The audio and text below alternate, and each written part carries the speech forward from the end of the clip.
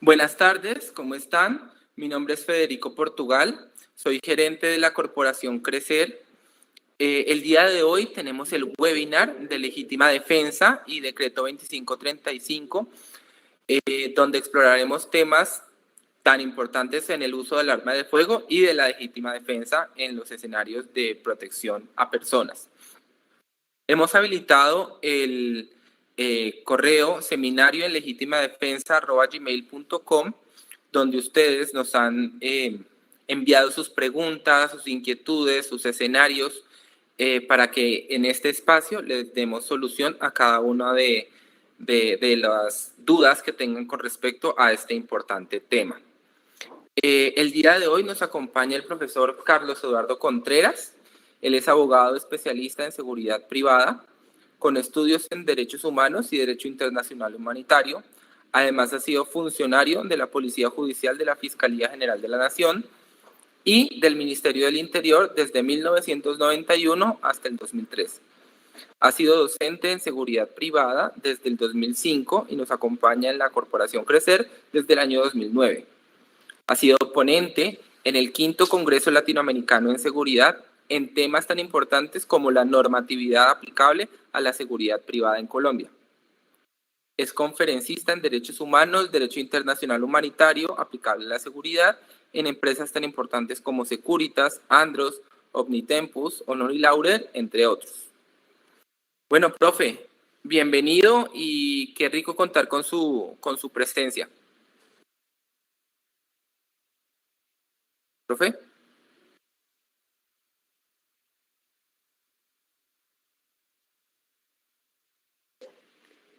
Muy buenas tardes, muchas gracias, Federico. ¿Qué tal el audio? ¿Sí? ¿Estamos bien? Creo que sí, sí, señor. Ok, bueno, muchas gracias. Para mí, de verdad, es un verdadero placer compartir con ustedes en este webinar. Les doy la bienvenida. Espero cumplir con los objetivos trazados.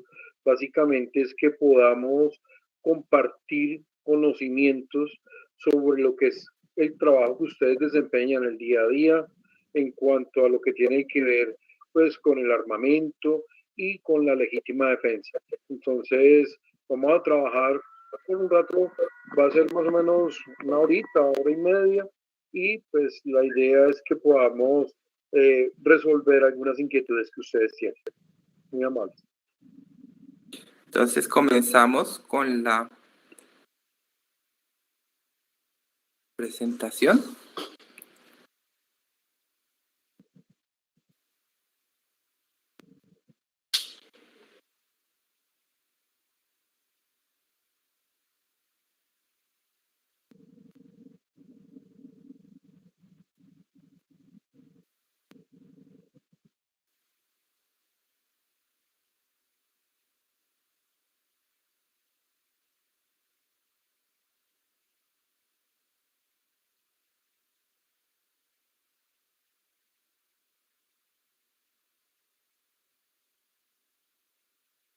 Listo. Entonces, profe, ahí lo dejo con los alumnos. Ya, permíteme, entonces, aquí comenzamos. Listo, ok. Bueno, entonces, como lo decíamos, ¿qué vamos a trabajar en esta charla? Decreto 2535 y nociones de legítima defensa. Para tales fines, pues vamos a manejar desarrollo de este tema. Vamos a hacer una introducción. Decreto 356 de 1993, Estatuto de Vigilancia y Seguridad Privada, este es de 1994. Decreto 2535, este sí es de 1993. Vamos a hablar de legítima defensa. A ustedes previamente se les solicitó que formularan una serie de preguntas. Entonces, tomamos como las más relevantes, las que son como más generales y comunes, de acuerdo a lo que ustedes necesitan en la prestación del servicio. Y ya para terminar, pues vamos a determinar unas conclusiones. Entonces, empecemos. Lo primero, nosotros tenemos que recordar que existe una norma establecida por la Superintendencia de Vigilancia y Seguridad Privada, como es el Estatuto de Vigilancia el decreto 356. ¿Cuál es el objeto de este estatuto? Básicamente, determinar cuáles son las reglas, deberes, obligaciones y obviamente derechos para la prestación de los servicios de seguridad por particular, de seguridad privada por parte de particulares. De este estatuto vamos a recordar cuál es el objetivo, la finalidad de estos servicios. Básicamente yo quisiera pues que se definiera con dos palabras, prevenir y proteger. Claro, nosotros como personal de protección, básicamente nuestra función es anticiparnos, prevenir situaciones de riesgo, pero también debemos de tener en cuenta que debemos de proteger lo más valioso, vidas y bienes propios y de terceros, y teniendo en cuenta que no podemos invadir la órbita de competencia reservada a las autoridades. ¿Qué quiere decir esto? Que no podemos asumir conductas que no nos están permitidas, pero que sí hacen parte de la función propia de la fuerza pública de este país. Para desarrollar ese objetivo, debemos tener en cuenta unos principios, unos deberes y unas obligaciones. Considero que la principal obligación es el respeto a la Constitución y a la ley, pero sobre todo a estos derechos fundamentales. Tenemos que tener en cuenta que este respeto a las normas no es exclusivo para nosotros personal de seguridad, no es exigible para nosotros personal de seguridad únicamente, sino absolutamente para todos los ciudadanos. Soy convencido que para poder respetar una norma, pues mínimamente debo conocerla. Para yo poder respetar algo, lo que es necesario es que conozcamos estas normas. De ahí la importancia de hablar lo que nos atañe a nosotros, decreto 2535 y el tema de legítima defensa. El Estatuto de Vigilancia, en el artículo 5, prevé unos medios para la prestación de los servicios de vigilancia y seguridad privada. ¿Qué quiere decir esto? Que para prestar cualquier servicio, llámese vigilancia, llámese escolta, llámese operador de medios, supervisores, debemos de contar con unos medios autorizados por la Superintendencia de Vigilancia. Entonces, ¿qué quiere decir esto? Que las armas de fuego, los vehículos, los medios de comunicación, estos para la prestación del servicio deben de estar previamente autorizados por el ente regulador, es decir, la Superintendencia de Vigilancia. Usted como prestador de los servicios, ¿cómo puede estar seguro que el arma, el medio de comunicación que se le entrega está autorizado? Pues básicamente cuando la empresa, el servicio a donde usted trabaja, tiene los permisos de la superintendencia, pues obviamente tiene también la autorización para poderle entregar estos medios. Aquí aprovecho para, por favor, dejarles la recomendación clara y expresa. No me utilice ningún elemento que no haya sido entregado por parte del servicio donde usted trabaja. ¿A qué quiero llegar? Muchos de nosotros hoy, como ciudadanos de bien, podemos adquirir de manera legal elementos denominados de baja letalidad. Por ejemplo, podemos encontrar armas neumáticas, armas traumáticas, podemos encontrar, por ejemplo, taser, tambos. Por el momento, hoy no han sido aún reglamentados, por supuesto. Hay un proyecto de decreto del Ministerio de Defensa donde van a reglamentar efectivamente las armas neumáticas y las armas traumáticas. Por el momento, hoy no han sido reglamentadas, no requieren de ningún permiso especial, pero lo que sí quiero dejar claro es que si usted posee alguno de estos elementos, por favor, en la prestación del servicio, absténgase de usarlos. ¿Por qué? Porque nos van a acarrear sanciones. Unas de índole personal. A usted como funcionario nos lo podrían sancionar por tener esos elementos en la prestación del servicio hasta con la pérdida de la credencial. ¿Qué significa perder la credencial? básicamente quedarnos sin trabajo. Y a las empresas nos pueden imponer sanciones de índole económico, pero si son reiterativas las sanciones, hasta la pérdida de la licencia, lo que querría decir que podríamos llegar a quedarnos todos sin trabajo. Entonces, la recomendación en esto sí es claro. Por eso los medios son autorizados por la Superintendencia de Vigilancia. Dentro de los medios que nosotros normalmente utilizamos para prestar servicios de protección, en este caso de escolta, pues están las armas de fuego. Y si nosotros vamos a referirnos a armas de fuego, necesariamente tenemos que referirnos al decreto 2535 de 1993, como es el de armas, municiones, accesorios y explosivos. De este decreto ampliamente conocido por ustedes, pues hoy no voy a ahondar en lo que es el arma de fuego, las definiciones, pero sí quiero hacer claridad en la clasificación de las armas de fuego. Yo sé que muchos de ustedes ya las tienen claras, pero vamos a recordar. Entendemos primero, armas de guerra de uso privativo de la fuerza pública. Son aquellas armas diseñadas para defensa de la soberanía nacional. Son armas de largo alcance. Cuando hablamos defensa de la soberanía nacional, ¿a qué hace referencia? A la Constitución, a la ley y a las instituciones legalmente constituidas. Estas armas normalmente no se las vamos a entregar a servicios privados, es decir, que nosotros no podemos tener armas de guerra como por ejemplo un tanque, un lanzagranadas, un misil, no, estas armas, como lo dicen muy bien, son reservadas para la fuerza pública.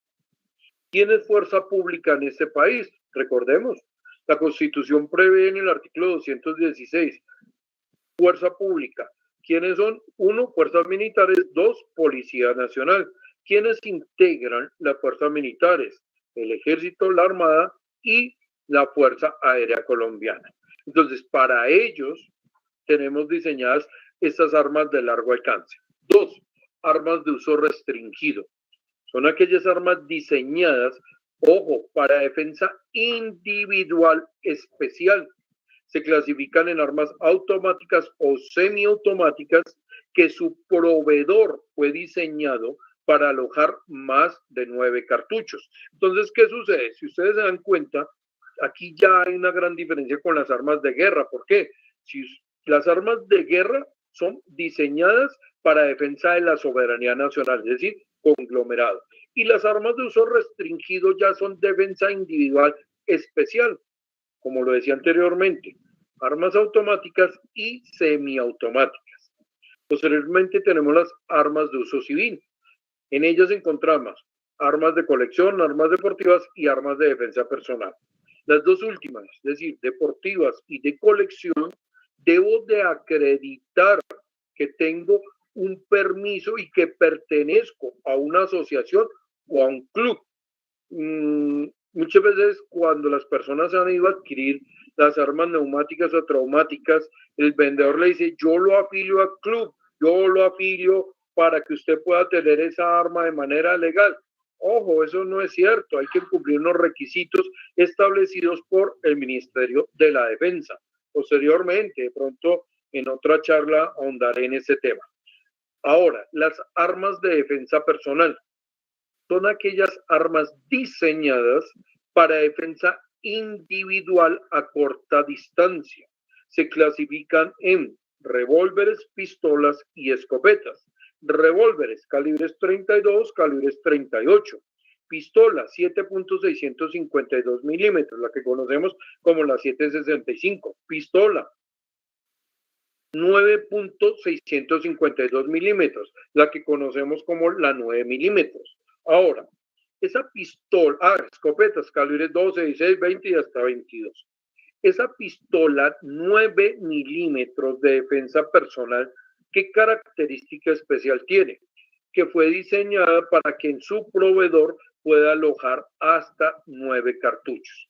¿Qué diferencia tengo con una pistola 9 milímetros de uso restringido? Que esta arma fue diseñada para que en su proveedor alojen más de 9 cartuchos. Voy a mencionar un ejemplo, la Glock. La Glock fue fabricada para que en su proveedor aloje hasta 15 cartuchos. Fue fabricada para llevar 3 proveedores. Entonces, de cuenta que tenemos pistola 9 milímetros de defensa personal y pistola 9 milímetros de uso restringido. En los respectivos permisos que nos da el CCDA, pues efectivamente nos especifica qué tipo de arma tenemos para la prestación del servicio. En algunos casos es defensa personal, pistola 9 milímetros o de uso restringido. Ok, ahora, ¿qué sucede? Para poder tener estas armas de fuego, pues el gobierno nacional prevé que se deben de tener unos permisos. Los permisos han cambiado a partir del año 2019. ¿A qué me refiero? Con la Directiva Presidencial 06 existen ahora permisos de carácter regional y permisos de carácter nacional. Normalmente en estos servicios de protección nos están entregando permisos de carácter nacional por la razón del trabajo que yo desempeño. Yo tengo que muchas veces desplazarme por todo el territorio nacional, entonces no sería oportuno tener un permiso solo que restrinja regional. Pero pues es de las novedades que tiene los permisos para las armas de fuego. Ahora, ¿cómo se clasifican estos permisos? Hemos tenido desde la expedición del decreto, es decir, desde 1993, 3 clases de permisos. Permiso para tenencia, permiso para porte y permiso especial. Ojo, muchas personas equivocadamente consideran y creen que solo son 2 permisos, tenencia y porte. No, siempre han sido 3 los permisos. Hablemos del primero. Permiso para tenencia. Autoriza a su titular a tener un arma de fuego en un inmueble declarado. ¿Qué quiere decir? En un solo sitio, no se puede transportar el arma. La vigencia máxima del permiso es hasta de 10 años. 2. Porte. Autoriza a su titular para llevar consigo un arma de fuego. Es decir, que es la que normalmente se entregan para servicios de escolta, servicio de protección. Este permiso tiene una vigencia máxima hasta de 3 años. Entonces, el permiso especial, ¿cuál es?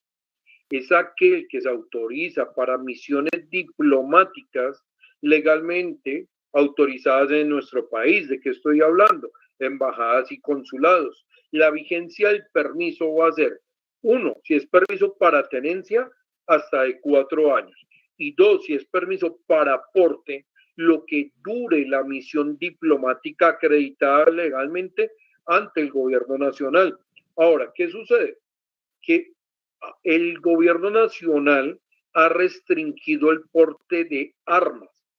Esta restricción, pues, cubre para las personas que tenían porte. Ojo, excepcionalmente están dando permiso con las facultades discrecionales que tenga el DCCA y el comité que acredita las armas de fuego, van a dar unos permisos excepcionales, especiales, para que una persona que hoy tenemos la restricción pueda transportar el arma. No es el caso, no aplica para nosotros porque nosotros tenemos permiso para porte, es decir, para poderla transportar el arma de fuego. Ahora, ¿qué sucede? Para nosotros, personal de protección pertenecientes a servicios de seguridad privada, el decreto 2535 en su artículo 79 prevé que para poder usted tener un arma de fuego de manera legal, lo primero es que usted pertenezca a un servicio de seguridad privada. Entonces, si usted pertenece a un servicio de seguridad privada, ¿cuáles son los documentos que debe acreditar? Primero, usted debe acreditar que tiene una credencial. Ahí dice, vigente y expedida por la Superintendencia de Vigilancia y Seguridad Privada. Eso ya fue modificada. Fue modificado desde el año 2011 con la resolución 4973. Ya no la expide la Superintendencia de Vigilancia, sino la expide el servicio en el cual usted presta sus labores, es decir, a la empresa donde usted está contratado. ¿Qué sucede? Muchas personas me han dicho que esa credencial ya no existe. Por supuesto que existe. ¿Qué es lo que pasa? Que no, como ya no nos llega por parte de la superintendencia, equivocadamente creemos que no existe. Para poder obtener la credencial, ¿cuál es el requisito? Pues de acuerdo a la resolución 4973, debo de hacer los cursos exigidos por la superintendencia cada año. Entonces, cada año ustedes renuevan sus cursos y asimismo le renueva la credencial el servicio donde usted trabaja. A ver, los invito para que los que quieran ver, tomen su carnet de la UTE donde ahorita está prestando sus servicios. Dele la vuelta al carnet. Si usted se da cuenta, en la parte de atrás de ese carnet, ¿qué dice? Credencial. Entonces, dése cuenta que sí debo tener una credencial vigente. Ojo, las autoridades normalmente me van a pedir esa credencial. Entonces, muchas personas me decían, no, ya no existe. No, sí está vigente y debe estar vigente, expedida por el Servicio de Seguridad. 2, fotocopia auténtica del permiso correspondiente, en este caso para aporte.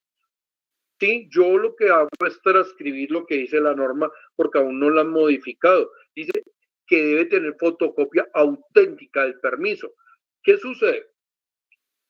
Existe la ley antitrámites y la ley antitrámites me dice que los documentos públicos no deben de ser autenticados.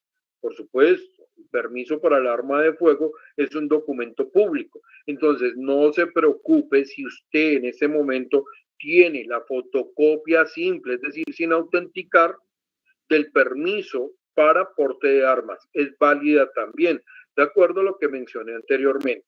Y por último, usted debe tener el carnet correspondiente a la empresa donde labora y que acredita su labor como hombre de protección. Entonces, resumamos, son 3 los documentos que usted siempre debe de portar en caso de ser requerido por las autoridades. 1, credencial. ¿Quién expide la credencial? El servicio donde usted labora, en la empresa donde usted labora. 2, fotocopia del permiso para aporte. Y 3, el carnet donde usted está prestando sus servicios. Esos son los documentos necesarios. Ahora, el no contar con el permiso para un arma de fuego claramente constituye un delito. ¿Cómo se denomina el delito? Porte ilegal de armas. Entonces, hoy quiero pues contarles brevemente que el delito de porte ilegal de armas no simplemente se limita a armas ilegales, no, pilas, ojo, los invito a que lo lean, está en el artículo 365 del Código Penal. Ahí habla de cuál es la sanción que subió a propósito. Pasó que era de 4 a 8 años y en el 2011 subió de 8 a 12 años para armas de defensa personal. Pero tenga en cuenta otra cosa, que no solo se sanciona penalmente cuando se porta armas, sino también munición y accesorios. Ahí les dejo la invitación para que ustedes lean este artículo, se lo repito, 365 de la ley 599, es decir, en el Código Penal. Entonces, tengan muy en cuenta que el delito se configura no solo por no tener, como vimos los permisos anteriormente, sino por tener munición que no corresponda o munición que no sea indumil o que no se le ha entregado al servicio. Ahora, en el decreto 2535 también encontramos lo que hace referencia a la incautación y a los decomisos de las armas de fuego, munición y explosivo. Sé que en esto existen muchas dudas. ¿Por qué? Porque desafortunadamente se ha tomado como si fuera la incautación y el decomiso de un arma como si fueran la misma figura administrativa, como si fueran similares. No. A ver, ¿qué sucede? Cuando nosotros hacemos referencia a la incautación de un arma, esta es una medida administrativa, no penal, administrativa, es decir, que se realiza es un procedimiento por parte de la autoridad competente que no necesariamente podrá determinarse con una pena privativa de la libertad. Por eso hablo de una sanción administrativa, la incautación, y es una causa, y existen las causales de incautación. Esas causales usted las va a encontrar en el artículo 85 del decreto que estoy hoy hablando, es decir, el 2535. La incautación es transitoria. Escuchen bien, cuando hablamos de incautación de un bien, es una medida transitoria. Si ustedes se dan cuenta en la diapositiva, resalté claramente donde dice que cuando se incautan los elementos, debe de especificarse en la boleta de incautación número y fecha de vencimiento del permiso. O sea que de entrada usted se da cuenta que la autoridad cuando me requiere, entonces yo qué hago, me identifico. ¿Qué sucede? Que cuando se vaya a realizar una incautación, la autoridad debe de invocar cuál es la causal de incautación. Y la autoridad a usted lo que hace es decirle el literal y el numeral. De ahí la invitación que les hago, por favor, conozcan ese artículo 85, conozca cuáles son los literales de causales de incautación. Ejemplo, la autoridad le dice, lo voy a incautar por literal A. Usted no conoce el literal A, cuando usted vaya a firmar, pues no sabe ni qué firmó. Muchas personas me dicen, no, yo no le firmo. Bueno, no firme, no hay ningún problema. La autoridad lo que hace es que en presencia de dos testigos, dos ciudadanos, procede para que ellos firmen a falta de que la persona no lo quiere hacer. O sea que no hay ningún problema, le van a realizar de toda la incautación. Diferente es que si usted conoce las causales de incautación, fácilmente usted podrá oponerse si así lo requiere en el momento o posteriormente usted podrá brindar unos descargos para efectivamente demostrar que la causal que la autoridad invocó no era la pertinente. Entonces, normalmente hay un literal que muchos de ustedes conocen de las causales de incautación que es el M. ¿Ya lo recordaron cuál es el M? Cuando la autoridad considere, esa palabra, considere que pueda hacer mal uso del arma, la munición, entonces esa es una causal de incautación. Entonces usted debe conocer esa causal de incautación como las demás. Ahora, mientras que el decomiso ya no es transitorio, el decomiso del arma, munición o explosivo es permanente. Es más, tengan en cuenta que la autoridad que decomisa es muy diferente a la que realiza el procedimiento de incautación. Normalmente el procedimiento de incautación lo lleva a cabo la fuerza pública, ¿sí? Mientras que el decomiso se podrá ver que lo puede ordenar fiscales, jueces, comandantes de brigada. Ellos sí pueden realizar el decomiso. Normalmente el decomiso es permanente, dije normalmente, porque muy eventualmente podría yo volver a poseer el permiso y se me pueda volver a entregar el arma. Recordemos que el monopolio de las armas está a cargo del Estado. Yo jamás compro un arma, yo lo que hago es adquirir un permiso. Entonces, concretemos acá, diferencia entre incautación y decomiso. Incautación, medida transitoria; decomiso, medida permanente. Los invito a que por favor lean cuáles son las causales de incautación, cuáles las de decomiso, autoridad que incauta y autoridad que decomisa. Espero pues con esta breve explicación haber sido claro en la diferencia entre incautación, decomiso y cuáles son los permisos para las armas de fuego y la clasificación de las armas. ¿Por qué? Para pasar al siguiente tema. Ausencia de responsabilidad penal. ¿Qué es una ausencia? Algo que no está presente. ¿Qué es la ausencia? La que no se presenta. Ahora, ¿qué es una responsabilidad penal? Si yo simplemente hablo de la responsabilidad penal, ¿a qué tendría que hacer referencia? A una conducta delictiva. La responsabilidad penal es la que endilgan los jueces a una persona cuando ha sido encontrada y sancionada por cometer una conducta punible, es decir, un delito. Pero si leemos el título en conjunto del artículo 32 del Código Penal, dice ausencia de responsabilidad penal. ¿Qué quiere decir eso? Que hay situaciones donde no me van a sancionar penalmente. Entonces uno le pregunta a nuestra ley, a nuestro Código Penal, ¿en qué eventos no me van a sancionar? Y ella le responde, caso fortuito, fuerza mayor, bueno, sobre en estricto cumplimiento de un deber legal, pero hoy nos vamos a enfocar únicamente en el numeral sexto. El numeral sexto del artículo 32 de la ley 599, es decir, Código Penal, nos habla de esta ausencia de responsabilidad penal.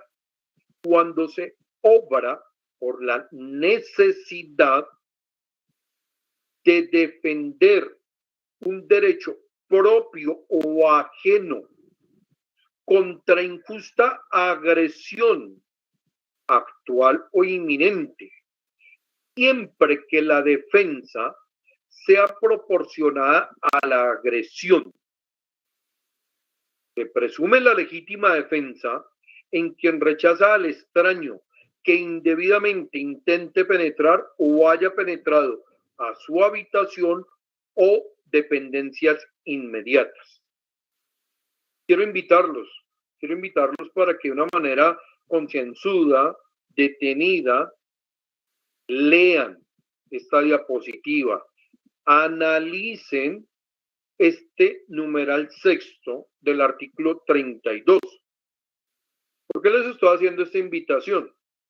Porque quiero pedirles que por favor extracten para que ustedes puedan de esta lectura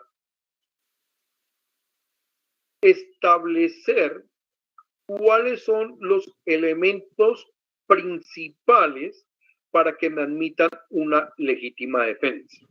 Entonces, por favor, los invito a que hagan la lectura.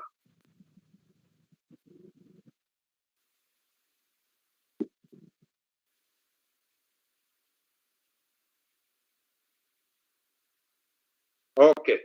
Entonces, ¿qué elementos podríamos resaltar de esta lectura? El primero, la necesidad. Dice muy claro, se obre por la necesidad. Ese estado de necesidad a que hace referencia. A apartar, a no permitir, a evitar que se cause daño a un derecho, esencialmente a la vida. Entonces, esa necesidad que es que nazca, que surja una, como su nombre lo dice, una necesidad de evitar que el daño se cause ante una agresión. Segundo, defender un derecho propio o ajeno. Importantísimo ese segundo elemento. ¿Por qué? Porque muchas veces y equivocadamente creíamos que para que a mí me admitieran la legítima defensa, la agresión debía ser única y exclusivamente contra mí. ¿A qué hago referencia? Que si a mí no me agredían, pues yo no podía actuar en legítima defensa para poder evitar que se le causara daño a un tercero. No, hay una gran equivocación.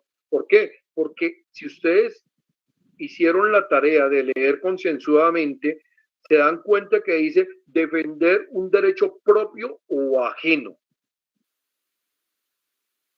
Cuando se habla de ajeno, ¿a quién se está refiriendo? A un tercero.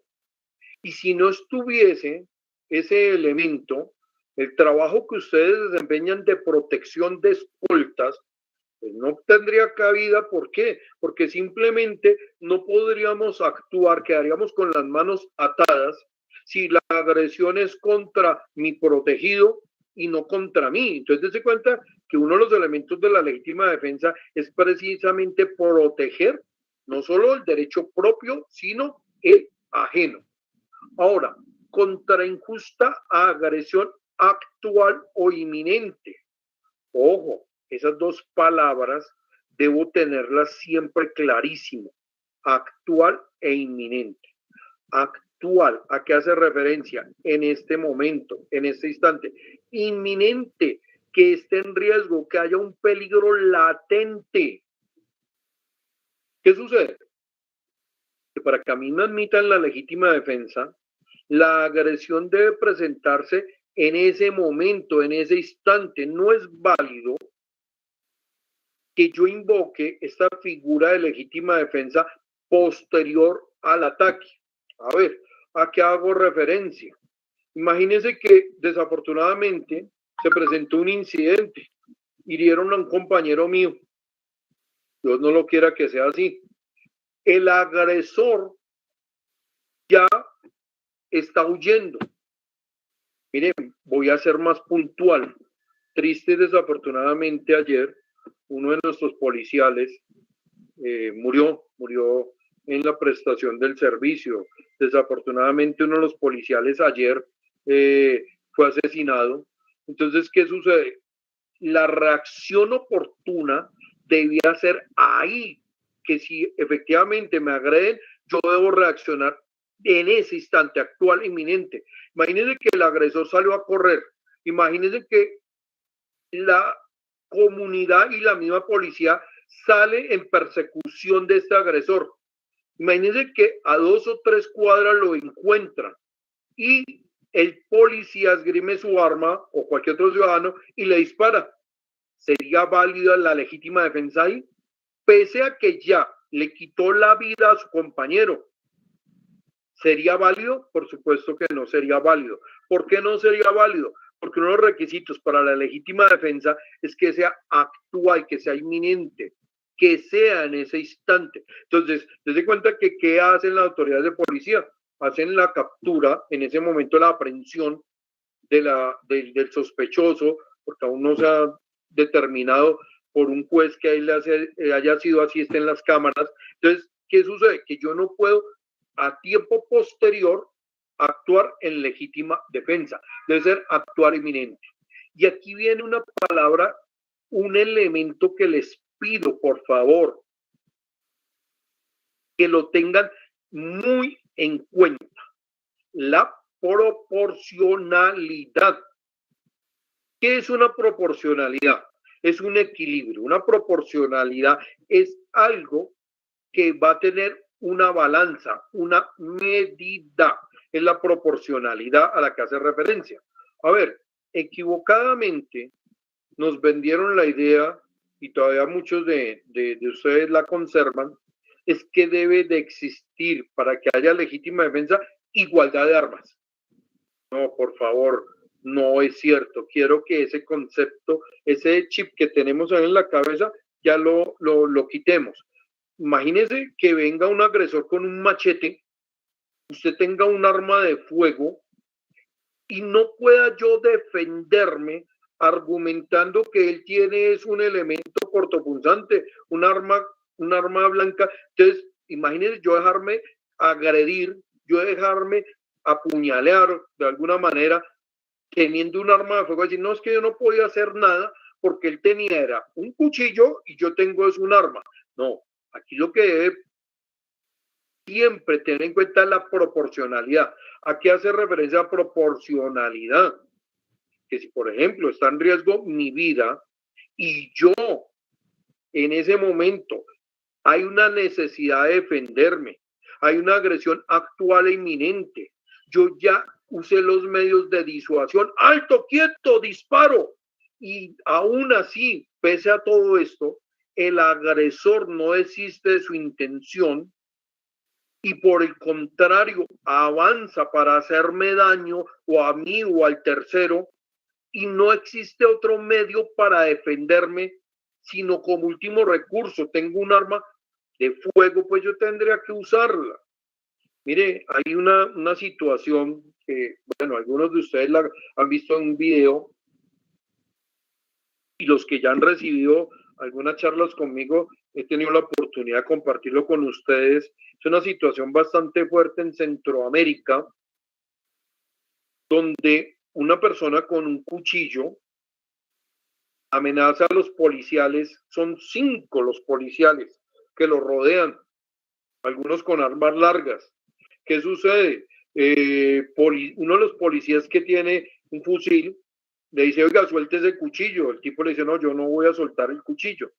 El policía pide que le entreguen la tonfa, porque él dice, no, pues piensa él, creo yo, que él dice, no, pues yo con la tonfa lo puedo desarmar y no hay necesidad de usar el arma. Efectivamente le pasan la tonfa, él entra a la escena con esta persona que tiene el cuchillo, le lanza para quitarle el cuchillo, es más hábil el agresor, desafortunadamente con el cuchillo lo degolla, y los otros compañeros del policía simplemente como a la expectativa se quedan mirando, no reaccionan, se va hacia un segundo policía y en cambio de este disparar, que podía haberlo hecho, ¿por qué? Porque hay una necesidad de defenderse, que es el primer elemento, había una agresión actual o inminente, y por supuesto que existía una proporcionalidad. ¿Por qué? Porque ya estaba atentando contra la vida, ya había atentado contra la vida de uno y ya viene a atentar contra la vida del otro, pues tuvo la necesidad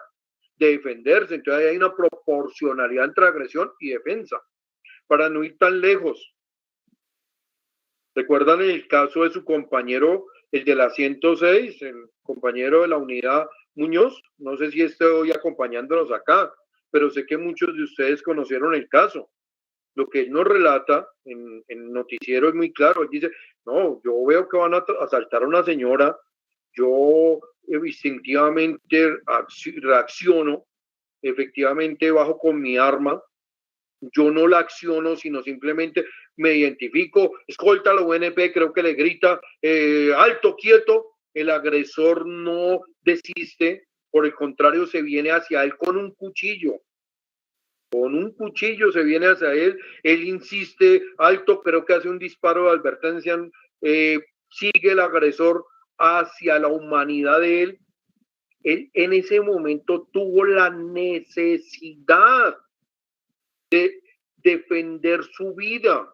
Él tuvo que actuar, pese que él trae un cuchillo, con un arma de fuego.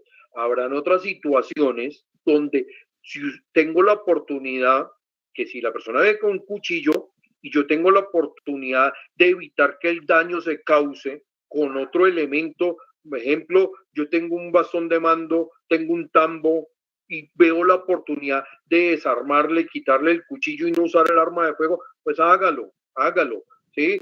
Recuerden siempre, el arma es el último elemento. Lo que yo quiero hacer referencia es al tema de la proporcionalidad, que no equivale a la igualdad de armas. Y por último, dice, se presume la legítima defensa en quien rechaza al extraño que indebidamente intente penetrar o haya penetrado a su habitación o dependencias inmediatas. Bueno, este último párrafo debe ir ligado a los elementos anteriormente mencionados, es decir, a la necesidad, a defender un derecho propio ajeno, a lo actualmente y a la proporcionalidad. ¿A qué hago referencia? Pensemos en esta situación. Pensemos que yo estoy prestando un servicio de vigilancia. Yo soy vigilante. Estoy custodiando un recinto. En ese recinto hay elementos de valor. En ese recinto encontramos que hay dinero, hay computadores, hay teléfonos celulares, hay algunos elementos de valor. ¿Qué sucede? Yo como vigilante veo que un extraño ingresó. Vamos a ponerle nombre, un delincuente entró. Yo me doy cuenta como vigilante, yo permito que él comience a apropiarse de las cosas que yo tengo que proteger. Yo dejo que coja el celular, él no me está viendo a mí, obviamente, yo sí lo estoy viendo a él. al delincuente, ya cogió el celular, ya lo echó dentro de su botín, ya echó algunos computadores portátiles, ya tiene varios elementos que hurtó. Yo como vigilante, ¿qué estoy haciendo? Dejándolo para que efectivamente haya prueba de que vino a cometer un delito, es decir, hurto. Yo estoy para resguardar, yo estoy para evitar que en esta propiedad se cometa el hurto. Listo, lo dejé. Ya cuando va de salida con el botín, ya causó el daño, yo como vigilante lo dejo que se vaya. Y antes de que salga de la propiedad privada, le disparo. Y argumento que efectivamente estaba dentro del sitio que yo custodio, que yo presto el servicio. ¿Será que le admiten la legítima defensa? Pues yo quiero advertirles que por supuesto que no. ¿Por qué no le van a admitir la legítima defensa? Porque, a ver, ¿dónde está esa necesidad de evitar que le causen un daño a su vida? ¿Dónde hay esa proporcionalidad que exige la ley para que efectivamente en qué momento puso en riesgo la vida de este vigilante? En ningún momento. No existe, hay legítima defensa. Por eso lo que yo siempre tengo que hacer es, cuando veo un tipo de situaciones de esas, pues yo siempre tengo que dar una proclama: alto, quieto, seguridad privada. Miren, se los voy a plantear de otra forma. Imagínese usted en el seno de su hogar y efectivamente alguien ingresó y usted lo ve que está en su propiedad privada y dispara y después pregunta. Yo no puedo hacer eso. Eso era en el derecho romano. El derecho romano donde efectivamente yo podía hacer respetar mi propiedad privada a costa de la vida del intruso. Pero hoy no, hoy nos dan unos elementos. Me dice, oiga, venga, para usted actuar en legítima defensa, debe tener en cuenta estos elementos.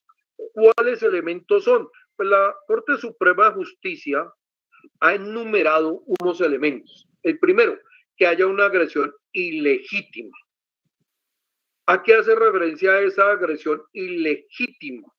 Pues que efectivamente no haya sido algo provocado, sino que provenga de algo ilícito, que la agresión sea provocada por un agente que quiere y está encausado a llevar a cabo un delito, a causar un daño, a atentar contra un derecho. Es decir, puede ser la vida. Segundo, que sea actual o inminente. Ya lo expliqué, que sea en el instante, que sea en el momento.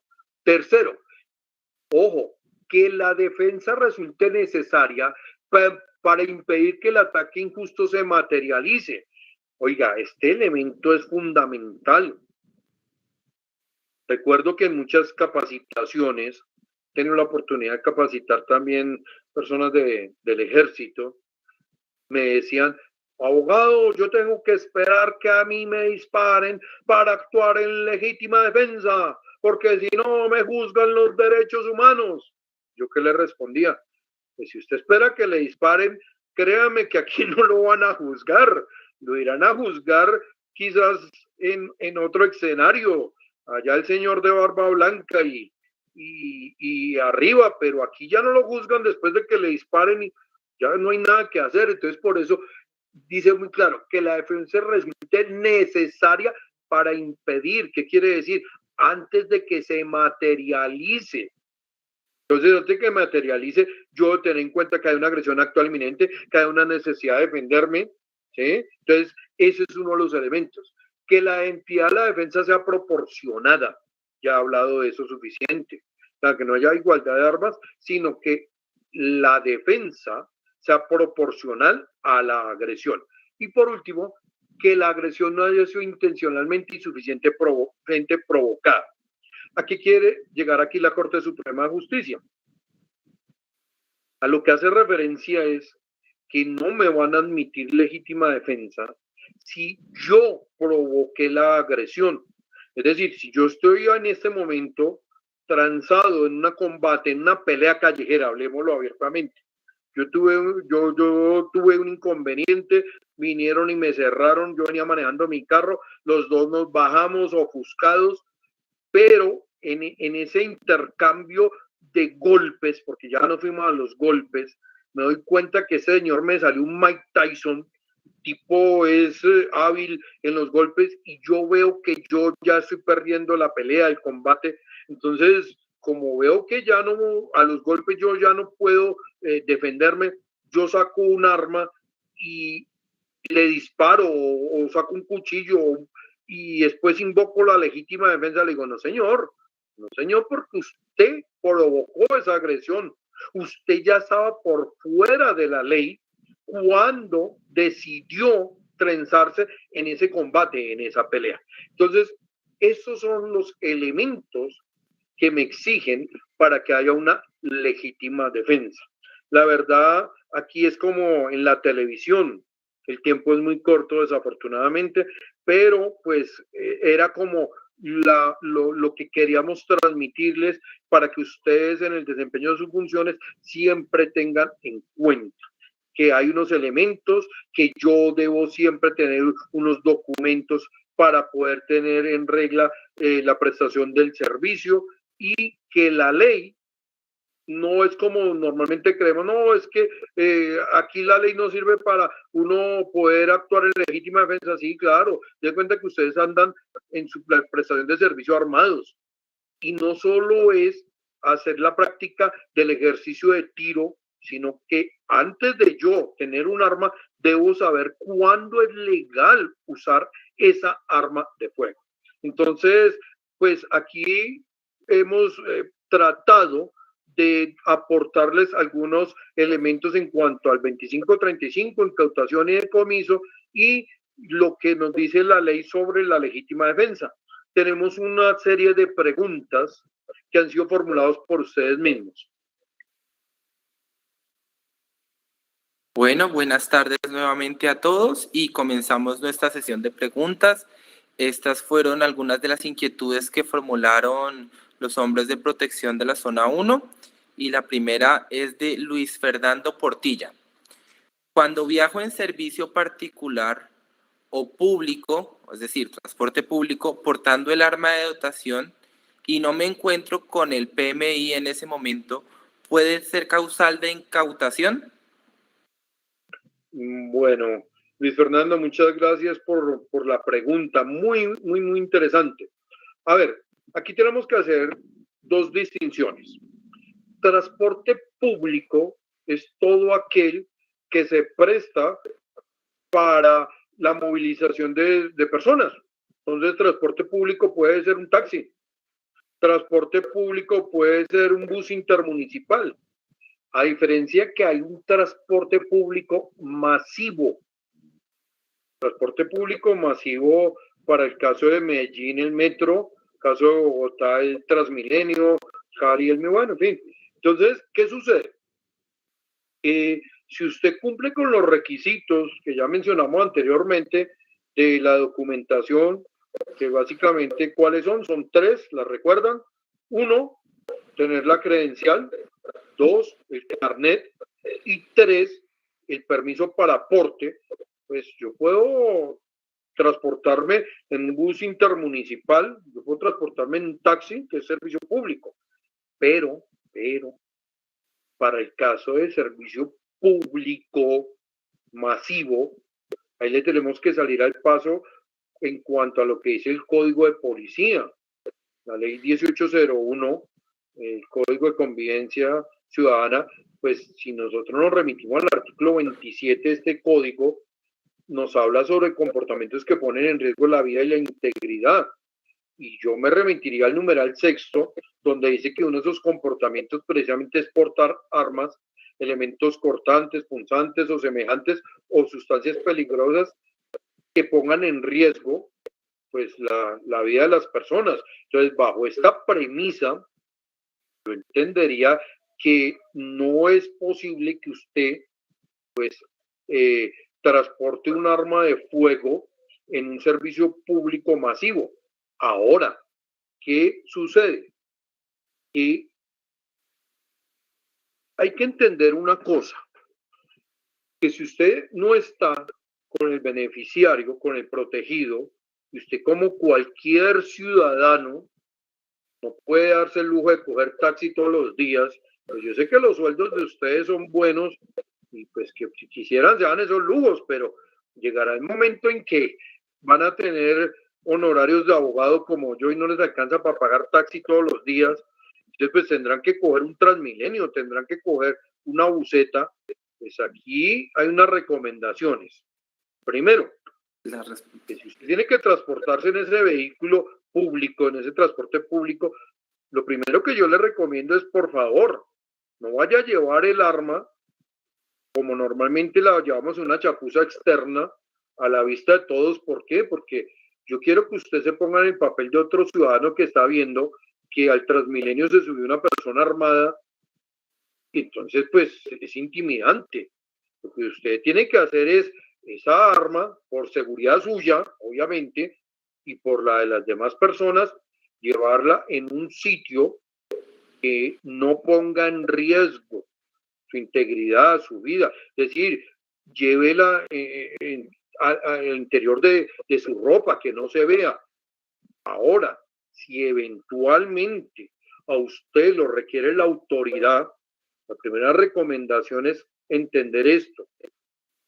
Señores, el trato cordial es necesario, porque así como a mí me tratan, yo debo tratar a los demás. A mí me gustaría que me trate a los demás bien, y tenga en cuenta que él es autoridad de policía. Entonces, si usted de una vez dice, no, es que yo soy UNP, o a mí, yo puedo, no, créame que se lo anticipo que le va a decir. Si usted está armado, me le voy por literal M. ¿Se acuerdan del literal M, no? Entonces se la van a incautar. No le quepa la menor duda. Cuando la autoridad considere, dice el literal M, que pueda hacer mal uso de estos elementos.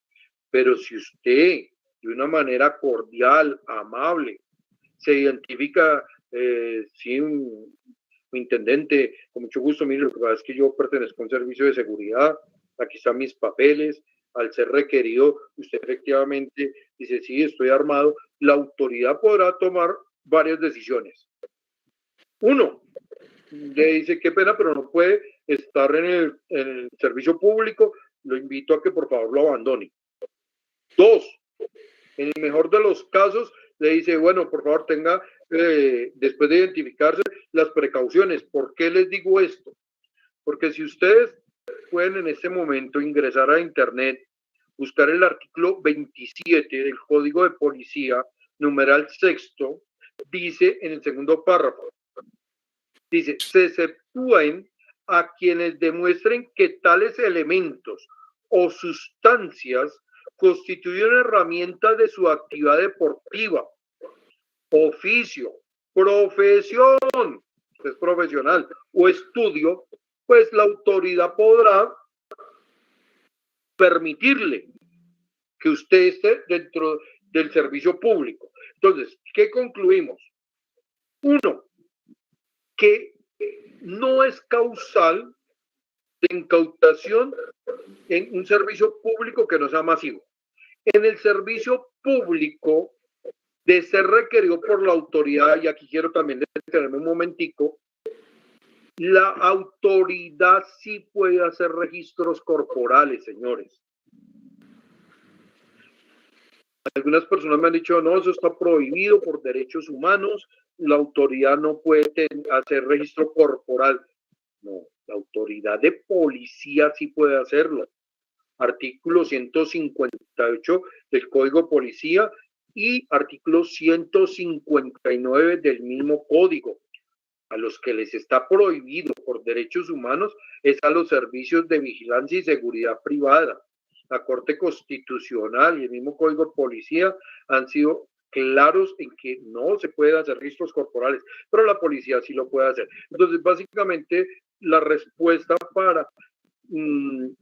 para Luis Fernando es, en transporte público yo puedo llevar el arma siempre y cuando usted no la esté exhibiendo. En transporte público masivo, la respuesta es, está prohibido a no ser de que usted, si es requerido,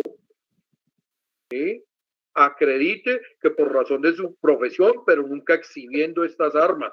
Ahora, si la autoridad considera que usted puede hacer mal uso, ¿por qué? Porque la está exhibiendo, ahí no hay nada que hacer, nos vamos por literal M y se la van a incautar.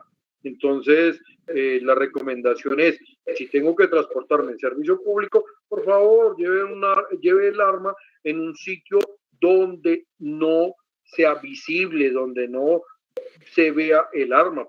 ¿Sí? Entonces, esa es la recomendación. Bueno, seguimos con la pregunta de José Mauricio Loaiza y él tiene la siguiente inquietud.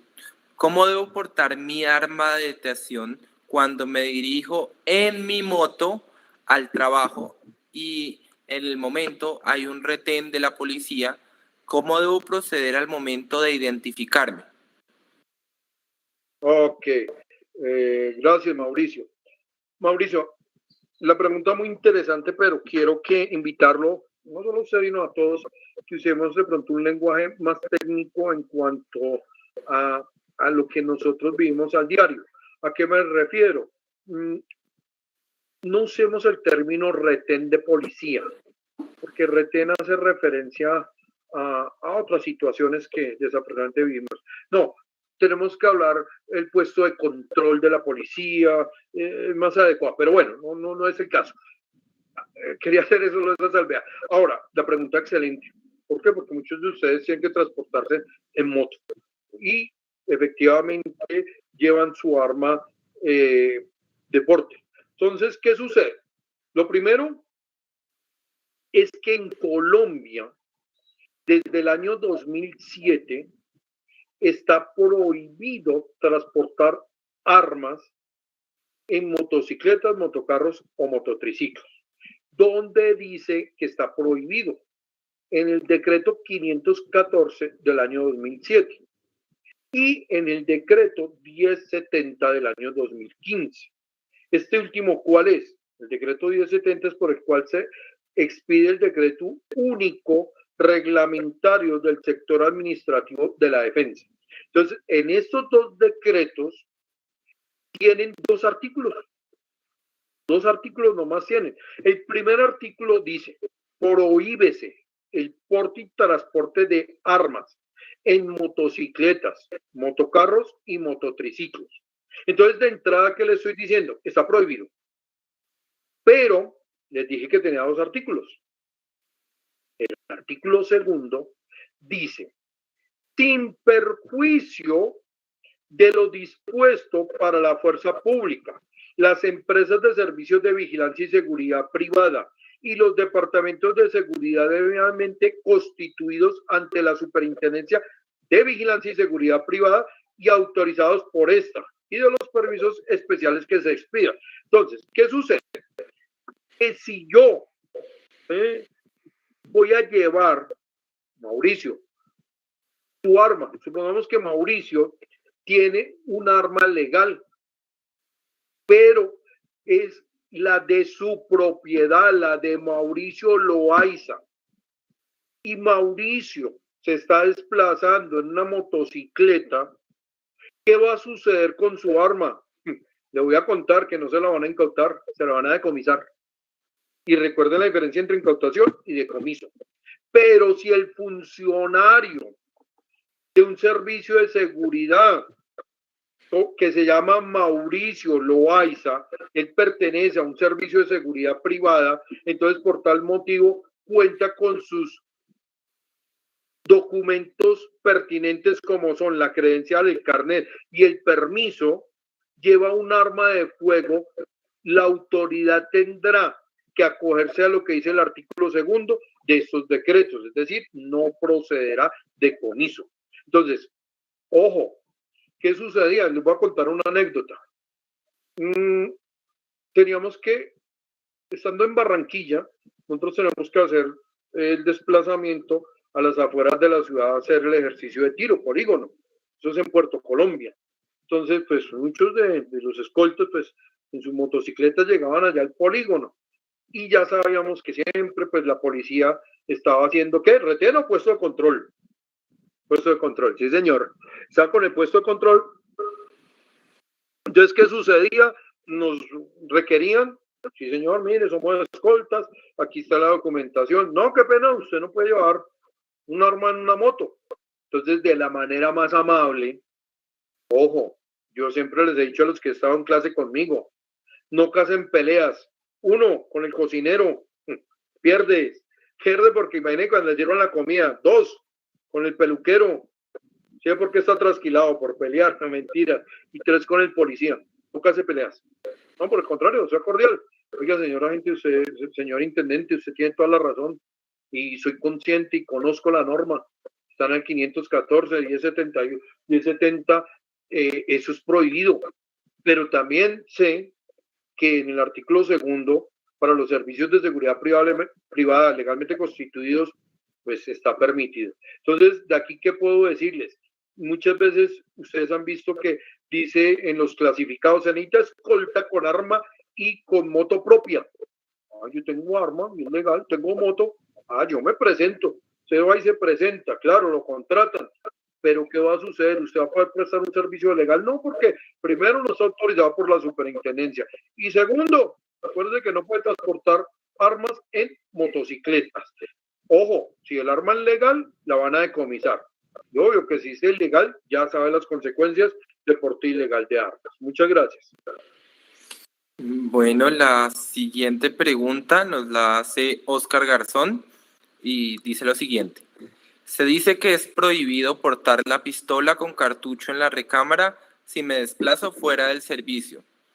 Si llego a ser requerido por un policía para una requisa y solicita que le muestre el arma y encuentra el cartucho en la recámara, ¿me imponen alguna sanción? Bueno, Oscar, muchas gracias por su pregunta y por participar. A ver, aquí nosotros tenemos que ser puntuales. Nosotros somos hombres de seguridad, hombres de protección. Siempre, siempre que vaya con el protegido, debe estar alerta. Usted siempre debe estar sabiendo que existe un riesgo. Entonces, es normal que yo pueda llevar el proyectil en la recámara si la experticia en su arma así lo permite. En ninguna parte dice que esté prohibido y que sea causal de incautación o decomiso llevar un proyectil en la recámara. No existe como tal taxativamente la prohibición. Lo que sí debo tener en cuenta es que, de acuerdo a lo que vimos al comienzo de nuestra charla, la clasificación de las armas, recuerdan que estas se clasifican en armas de uso restringido, armas de uso civil. Entonces, supongamos que usted tiene un arma de uso civil, una pistola calibre 9.652 milímetros. Entonces, ¿qué sucede, Oscar? Que esta arma fue fabricada para que en su proveedor lleve hasta 9 cartuchos. ¿Qué sucede? Algunas personas equivocadamente toman el proveedor con los 9 cartuchos. Efectivamente, en la recámara suben uno de los cartuchos y ya ponen otro en el proveedor, lo que quiere decir que mi pistola, ¿cuántos cartuchos llevaría? 10, y ahí es donde sí tengo problema. Ahí sí no es que la policía se enamore, el policía se enamoró de mí. No, espera un minutico, esta pistola fue diseñada para 9. Yo, cuando fui requerido, según su pregunta, la policía le dice, por favor, normalmente que el procedimiento es, por favor, usted mismo saque proveedor. Entonces llega y dice, venga, proveedor tiene 9 y uno en la recámara, 10. Y esta pistola, el permiso dice que es de defensa personal con hasta 9 cartuchos. Ahí podría tener problema, ¿sí? Ahí sería por literal C, si no estoy mal, que le podrían hacer el requerimiento de incautación. Pero si a usted cumple con los requisitos, a ver, para todos, no solo para Oscar que nos está dando la pregunta, sino para todos, ¿qué es lo mínimo que usted debe hacer cuando está con su arma de fuego. Primero, portar los documentos. Segundo, a usted el servicio, la UT donde labora, le entrega un arma de fuego con una munición específica. Entonces, por favor, no me exceda, no lleve más de esa munición. Porque es que, a ver, ¿qué sucede? Imagine que a usted el servicio le entregó una pistola 9 milímetros de defensa personal. Le entrega 2 proveedores, es decir, capacidad para 18 munición. Y usted, aparte de eso, me lleva munición calibre 38. Ojo, no, usted no puede hacer eso. ¿Por qué? Porque es que a usted se le entregó fue calibre 9 milímetros. Ahora, caballeros, ya que tocamos el tema, aprovecho. Pilas con el delito de porte ilegal de armas. ¿Por qué? Porque muchos de nosotros tenemos esa munición que llamamos la de cuadre. ¿Cuál es la munición de cuadre? Sí, señor, la que no le entregaron en el servicio, la que no le entregó la empresa, sino la que usted fue, hizo polígono y por allá le regalaron munición del Ecuador o de Estados Unidos, munición que no es Indumil. Y usted la lleva, caballero, va al porte ilegal de armas. Le hace el artículo 365. Pero para darle respuesta concreta y puntual, ojo, no constituye ninguna falta siempre y cuando usted cumpla los requisitos de llevar. Si la lleva en la recámara, no hay, por el contrario, yo creo que como hombre de protección debe llevar ese cartucho en la recámara, siempre y cuando usted tenga la experticia suficiente para saber que el arma está con el debido seguro y demás, no sea que usted mismo se pegue un tiro, pero no está prohibido siempre y cuando cumpla los requisitos que mencioné anteriormente. Muchas gracias, Oscar. Bueno, la siguiente pregunta la hace Milton César Rueda y es la siguiente. En un desplazamiento a pie nos vemos enfrentados a un agresor armado con un arma, quien apunta hacia el protegido. En reacción, uno de los compañeros lo evacúa y el otro trata de repeler el ataque disparando e impactando al agresor. Este cae. Guardando las medidas de seguridad, se acerca al agresor y observa que es un arma de fogueo con la que nos estaba amenazando. ¿Esto se puede catalogar como legítima defensa? Vale, Milton, muchas gracias por su pregunta. Oiga, muy valioso lo que usted nos aporta con esa pregunta. Mire que nos dice, oiga, uno de los compañeros, ¿sí? Uno reacciona y se lleva al protegido. Perfecto, caballeros, perfecto. ¿Por qué? Porque es que nosotros, esa es nuestra función, velar por la protección de la vida propia y de terceros. Entonces, de cuenta que la reacción fue, oiga, hubo un atentado, nos estamos desplazando, efectivamente nos disparan. ¿Qué hicimos? Evacuar al protegido. Listo, 100%. Ese es el pensamiento. Ahora, en cuanto a la pregunta, miren que esta implicación es muy buena. ¿Por qué? Y el arma era de fogueo, no, ahora sí creo que estoy metido en problemas. No se preocupen, esperen. ¿Qué sucede? Lo primero que yo voy a tener en cuenta para que a mí me admitan la legítima defensa, que es su pregunta, ¿se acuerdan del primer elemento que dijimos que yo debo tener en cuenta para admitir la legítima defensa? El primer elemento es la necesidad. Y ahí, cuando efectivamente el agresor decide disparar, ¿qué nació? O agredirlos, ¿qué nació? Una necesidad de defenderse, una necesidad de defender un derecho ajeno, el del protegido. ¿Yo qué hice? Reúno los elementos de la legítima defensa. ¿Por qué? Digo, había una necesidad, yo tuve que defenderme y defender al protegido. Era una agresión actual inminente, era en ese instante. Había una proporcionalidad. Entonces, yo creo que ahí es donde se basa la pregunta. Profe, pero era una arma de fogueo. Ojo. Esa agresión, aunque el arma de fogueo, por sus características, o el arma traumática, dicen que no mata, por sus características, pues yo les voy a decir que sí mata, obvio, y hay evidencia de eso. Pero, ¿qué sucede? Hay una proporcionalidad cuando usted defiende. Hay una proporcionalidad. ¿Por qué? Porque usted en ese momento que está sintiendo una agresión actual inminente, yo en ese momento no puedo determinar, ¿será que esa arma es de verdad? ¿Será que es de fogueo? ¿Será que es de mentiras? No, no. Tanto así, que la Corte Suprema de Justicia, en un video que vamos a ver más adelante, los invito a que le presten mucha atención, de una situación ocurrida en Medellín, donde la víctima fue precisamente agredida con un arma de fogueo. Préstenle cuidado cómo responde la Corte Suprema de Justicia.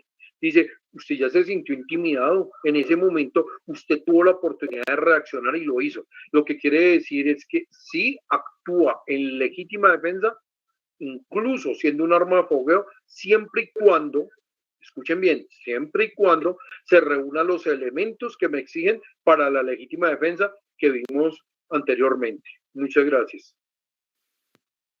Bueno, la siguiente pregunta nos la envía César Quintero y dice así: si estoy en mi casa y unos ladrones incursionan en ella, ¿puedo utilizar mi arma de dotación para defenderme a mí y a mi familia?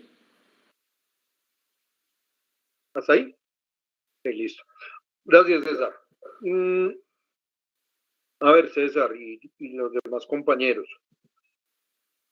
Yo quiero que ustedes entiendan una cosa. Existen diferentes tipos de jurisdicciones para poder determinar un comportamiento. ¿A qué me refiero? Yo puedo penalmente actuar en debida forma, es decir, que usted le diga, sí, actuó en legítima defensa, pero también existe que puedo ser sancionado laboralmente. ¿A qué me refiero? A ver, yo puedo hacer conductas legales, pero que pueden ir en contra de los reglamentos laborales. No sé si sea el caso de ustedes, creo que no. Por necesidades del servicio, ustedes muchas veces tienen que tener en sus inmuebles, en sus casas, las armas con las que prestan el servicio.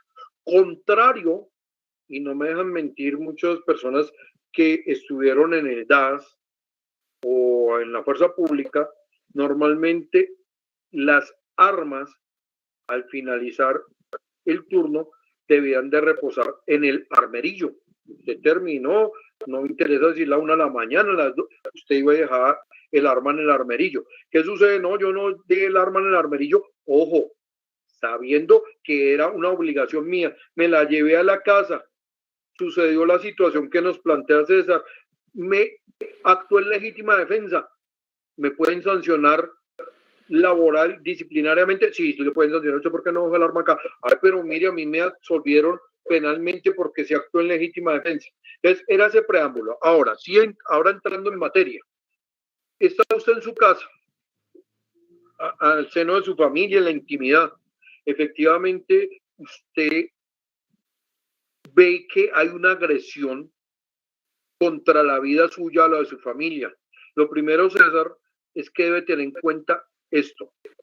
Acuérdese que debe tener en cuenta la necesidad de defender un derecho propio o ajeno.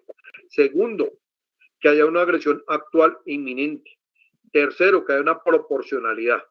Y su pregunta se adecua a la última parte del numeral sexto de la legítima defensa, donde el artículo 32, numeral sexto, el último párrafo, recuerdan que dice, cuando se obre por la necesidad de defender un derecho propio o ajeno contra injusta agresión actual o inminente, siempre que la defensa sea proporcional a la agresión. Ojo, se presume la legítima defensa en quien rechaza al extraño que indebidamente intente penetrar o haya penetrado a su habitación o dependencias inmediatas. Entonces, según su pregunta, dice, oiga, mire, entró un extraño a mi inmueble. Vamos a recrearlo como si fuera una situación real. Usted está con su esposita, sus hijos, supongamos segundo piso, se oyen ruidos abajo. Oiga, mijo, venga, mire, se nos entraron los ladrones. Usted sigilosamente coge su arma de fuego, ¿sí? La que usted pregunta ahí, tengo permiso para tenerla ahí, no estoy incurriendo en ninguna falta, el arma es legal, es la del servicio.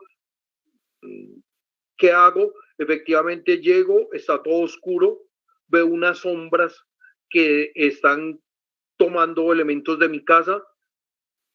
Ojo, yo digo, es mi propiedad privada. Apunto y disparo. Actué en legítima defensa. Voy a ser un poco fuerte en el ejemplo. Prendí la luz y era mi hijo tomando leche. Caballeros, ¿hay o no hay legítima defensa? Ojo, ¿qué sucedió? Usted antes de accionar su arma de fuego, ¿qué debo de hacer? Una proclama, ¡alto, quieto, disparo! Era su hijo, no papá, soy yo. Uy, Dios mío, mire lo que evité. Se la voy a cambiar, César. No era su hijo, si era un delincuente. ¡Alto, quieto!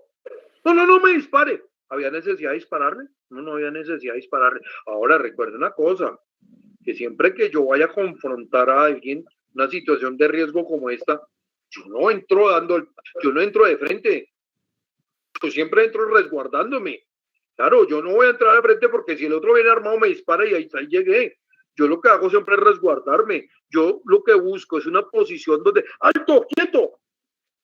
Entonces, si el agresor no viene armado, no me dispare. Si viene armado, yo ya estoy resguardado. Entonces, para concluir, César, uno, si hay legítima defensa si reúno los elementos, los que hemos mencionado a lo largo de la charla.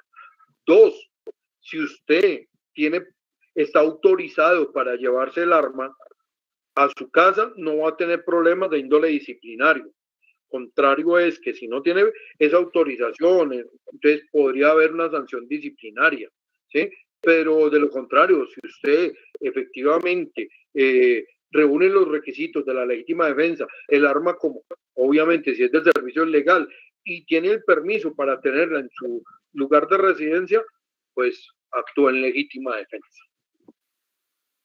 Listo, entonces pasemos a ver el video.